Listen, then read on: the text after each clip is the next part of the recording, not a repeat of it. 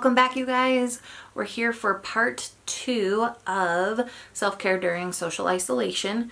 I think we should do self-care all the time, but we have a few more challenges and a few more needs with the added stress during our current situation in the US, globally, in our state, in our town. So please do not be afraid to take care of yourself. We need to do that. This is hard for a lot of people, and if we are not able to take care of ourselves, we are not going to be in our best selves to help other people. So whatever self-care looks like for you, we are going to explore some ideas, and if that doesn't work for you, that is okay. But I want you to take the time of whatever works for you. So we talked about there's the 8 different levels, so we're going to go through each one. And I'm going to give you some ideas on what you could do for those. So with physical, I'm going to ask you, what makes your body happy? Like, that's what we need to brainstorm. What makes your body happy? So is it sleep? Is it eating the right foods? Is it doing stretching? Is it doing yoga? Is it running? Is it going on a hike? Our weather is, hit or miss right now, but you could find ways to do this. What else makes your body happy? Like, if you have the time to take a nap for yourself. We need to stay healthy. Drinking enough water, making sure you're not drinking coffee all day just because you have access to it. Doing those things that are, make your body happy, but they're also healthy choices. We need to remember to do that. If we overindulge on anything, even running too hard or something, we're going to pay for that. We don't want to run our bodies down. Eating too much candy, like chocolate cake, makes me happy, but I'm trying really hard not to eat those things, even though I have the ability to make them at home right now, really easily. So not doing that. And those are the types of things at the grocery store that are more readily available right now. A lot of the healthier stuff is harder to come by. So doing some good meal planning to help you do that. And that might help some of the other things as far as with scheduling and things. So don't be afraid to take care of your physical self. So what are you guys doing well that makes your body happy right now? Do you need more of that? Do you need less of some things that maybe aren't as healthy options? So just really taking a good look, like what could you do a little differently, or what are you rocking right now, and celebrate what you're rocking. So don't beat yourself up about it. Like, we got to find a good balance. I'm not asking anyone to change all of their lifestyles, just making sure each segment has a good balance in there. So we're taking care of ourselves. So the emotional segment, think about like what teaches you joy, what teaches you empathy. What are those sort of things that just make your heart full, right? So, and creates more understanding of the world around you. So getting really angry at news articles or trying to do the blame game is not good for your emotional well-being. We don't know enough right now to blame. We don't know enough to use prejudice. We don't, what is that helping? What can we do to help? What can we control? We can control taking care of ourselves. We can control practicing, whatever the CDC and government are recommending to us. We can control those things and do our part to help other people. And it's just not good to dwell on the negative. It's good to be informed, but letting yourself get anxious and scared about everything, isn't going to be good if that becomes like your whole concentration, right? So a little bit of understanding and being practical and cautious is good, but we don't want to, again, overindulge in those negative feelings. So remember to practice those things that are joyful, help you explore empathy, and help you develop an understanding about things. So make sure you're doing factual things if you're doing research and reading and watching news. So what are some things you would like to focus on in order to build that joy and empathy and understanding? And it might not be anything to do with, our current situation. This is a good time just to step back and check yourself and read that self-help book that maybe you've been looking for, doing that journaling, or making connections with somebody that you haven't in a while and you want to develop an understanding about your heritage or something. It's a great time to do that. And so how can you increase what you already know? So internet's plethora of information. Again, figuring out ways we can connect with people that maybe we haven't in a while, if you have that opportunity to do so. So for the social aspect, what makes you feel connected to people? What makes you feel connected to society? What makes you feel connected to the world? So doing things to do that. And some of that is being well informed, but making sure you're doing that from trusted sources. And don't be afraid to use the internet right now. Don't just pick up the phone. Help somebody, help your parent figure out how to do a face call with you. Like my grandpa just got an iPad and he's just like, you can text me and we can chat. And I really think it was just email that he has right now set up. So I'll have to ask him a little bit more about what he has set up. And I don't use Apple products that much. I'm just learning how to do a Mac. So that's always interesting to do, but it's kind of a good time to learn some new stuff, right? So do things that make you feel connected. I know for like church today, a lot of people were watching church online. Like that's what makes them feel connected, and they felt, spiritually uplifted, which helps another component into self-care. So doing things like that. And what makes a positive connection for you? So is it having some one-on-one time with, your spouse, your significant other, your child? Is it making sure you touch bases at work and scheduling that in however you can? Like I'm working from home and other people aren't, but I feel like everybody's being really responsive and we're touching bases. So I need that to feel like I'm still doing my job. So that's really helpful for me.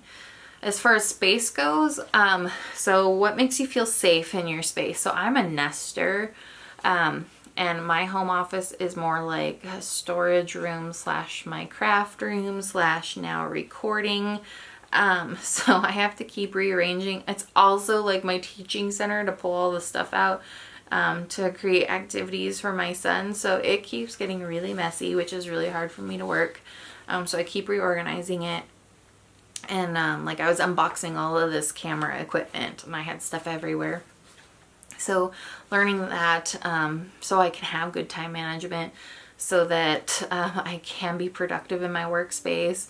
And I'm using a laptop and I usually use a really nice desktop, and it's a Mac and I usually don't use Mac. So I mean, there's a lot of stuff in my space that I'm juggling and trying to get used to and making it work for me. And that's okay to keep, adjusting to see what works. Is it, the right colors in your space? Is it, if we're talking like your home, what makes you feel safe there, and doing those things that help you feel safe and secure. And so like I feel out of control if my workspace is chaotic. So I need to focus on that. Same with my home, like with Aiden being home more and the dog running around, like everything in the house is getting messier faster, and every time I clean up there's another mess, and I'm feeding him 3 meals a day at home instead of usually 1 because he eats breakfast and lunch at school. And so it is creating more juggling, and so that's hard. I don't feel very secure in my role, which is, my personal stuff, like my personal identity. I'm feeling really conflicted in all these roles. So doing things that make us feel safe in our surroundings. So what can you control, and does that empower you? So when you can take that like 10 minutes, 20 minutes to adjust those things, does that make you feel better? I know it does for me, so that's where I focus. So for the spiritual component, what helps you feel grounded and at peace with the world? So is that prayer? Is that journaling? Is that yoga? Is that reading scripture, listening to a sermon? I like to listen to music and kind of just be with one. I like to read. I like my baths. So that helps me get grounded. So whatever that looks like for you, it gives me space. So like the bath gives me space to think and process everything, and not so much meditate, but like quiet reflection. And those are all different sides of the same coin. Do you have more than one option to find that spiritual connection? Yes. You can be a Christian and still enjoy journaling and yoga and meditation and get that fulfillment. They might fulfill different parts, and that's great. Like, we can have more than one thing in each of these components to fill it, and that helps us find more of a balance in our lives. Is there options you could explore more? Is there some things maybe you hadn't tried, or maybe you haven't had time to go to church and now you have some new options because everybody's trying to reach out? I really love how everybody's just getting really creative about ways that they can help others access them. As far as financial goes, what positive strategies do you use to achieve financial responsibility? So some people have the ability to have a pretty good savings account. Other people, it's just managing so that their payments aren't high. They, have that extra padding in their checking account, or they don't use credit card, whatever that looks like. Or maybe you use credit cards and you pay them all off every month. Like, that's really a personal choice. I am not a financial advisor of any sort. I know what works well for us. And I just know when you're stressed about money, everything seems heavy. And so this is a big factor to make sure that you're in a healthy environment, or a healthy, framework, financial framework, or I don't even know the words to say, but making sure you have good planning, you have some future, you're managing your funds, you're keeping track of what's going on. And you're trying to save. And if you haven't already done so and you're feeling that right now, it's a good time just to check and see what you can do and what you can lean towards improving when this all blows over. And I know we're all going to manage the best way we can. And just, talking about that if you are having troubles, and being proactive about talking to people if you are going to have troubles making payments or doing anything like that, so that you don't face the repercussions. If you have some open communication, there's usually some things you can do about that. And I have no idea what kind of safeguards that are going to go into place during this. Hopefully there's some, but if not, we still have to do what we have to do, right? So having those conversations ahead of time. What would be helpful for you to learn in order to do that? So would some financial management things help you? Would talking to your banker and just understanding your loans a little bit more, whatever that looks like. So for our personal space, how do you find ways to express yourself and create personal growth? So remember, this is being true to yourself, enjoying your hobbies, your personal identity, being okay with who you are, finding things that just make you you and the things you enjoy doing. So I said this is my hobby room, so I craft a lot, and I never get stuck on one thing too long. I'm always enjoying doing that. I'm also a bit of a pen connoisseur, so I like to collect pens and markers and do stuff like that. I love spending time with my son, watching him grow.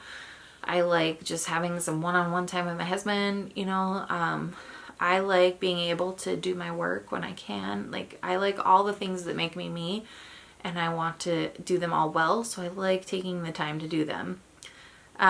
So for you guys, for who your personal identity is and your hobbies and those different things, what are your favorite things to do? I love researching, whether it be on how to parent better if I'm struggling with something with Aiden. I find that really empowering. So don't be afraid to do that. And think about what excites you. What do you want to learn about? What are some things where you can do some personal growth?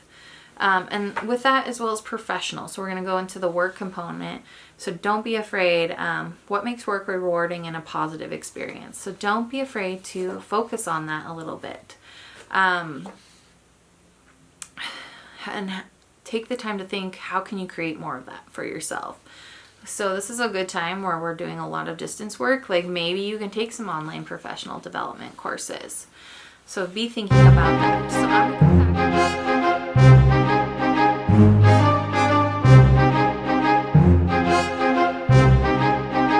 back.